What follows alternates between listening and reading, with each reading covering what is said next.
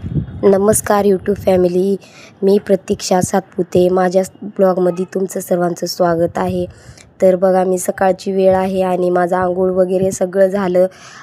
चहा नाश्ता वगैरे झाला. मी स्वयंपाकाची तयारी करायला सुरुवात केली. बघा, स्वयंपाकामध्ये आज शेवग्याच्या शेंगाची भाजी बनवणार होते. मी चपात्या करायला सुरुवात केली. सकाळी सकाळी खूप जास्त ताण पडतो एकटी असल्यामुळं. म्हणजे आमची ताई आहे, पण ती सध्या आता गावी गेलेली आहेत ना, त्यांचे वडील वारल्यामुळं.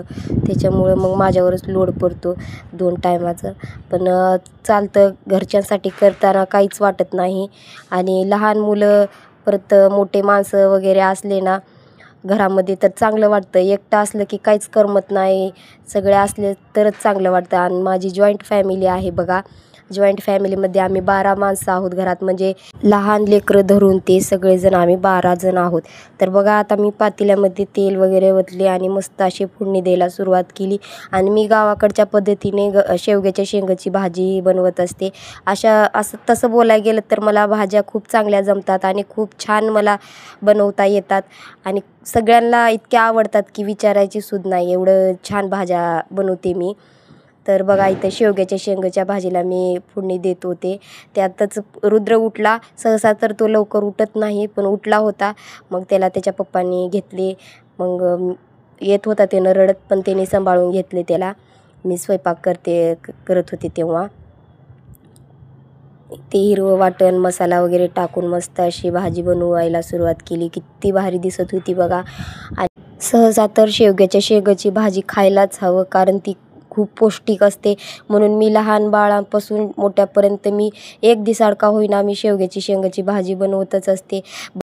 मस्त असं शेवग्याच्या शेंगा मी त्याच्यामध्ये टाकून दिले आणि मस्त परतून घ्यायला सुरुवात केली. मसाला सगळा लावून घेतले मी त्याला. आणि ते रुद्रला त्यातच खेळवत होते. माझ्या पायापाशी येऊन तो रडत होता, पण घेऊन मी त्याला समजावत होते एका हातात. रुद्रला कसं बसं समजावले मी. त्यातच आमचे बारके भैया, म्हणजे माझा सर्वात बारका दीर, खूप परेशान करत असते. त्याने लय म्हणजे लय ताप देतात त्याने मला सकाळी सकाळी. म्हणजे काय पण बोलून मला चिडवण्यावर असतात. म्हणजे रोज आमचं सकाळी सकाळी दोघांचं भांडणं होतंयच बघा. काय पण माझी टिंगल उडवतात त्यांनी आणि हसवतात त्यांनी सर्वांना. त्याच्यामुळं खूप प्रसन्न असं घरातलं सकाळ सकाळी वातावरण वाटतंय. आमच्या दोघांचं भांडण लागले की सगळेजण हसतात वगैरे. मग एकाची भाजी झाली आणि इकडे चपात्या पण झाल्या. मी डबे वगैरे भरायला सुरुवात केली. आणि बघा, किती छान असा भाजीचा सुगंध येत होता. खूप छान अशी भाजी झाली. तसं बोलायला गेलं तर तसे त्यांनी कडक पण आहेत. म्हणजे म्हणजे जिथल्या तिथं त्यांनी बोलतात आणि लाड पण तेवढाच करतात.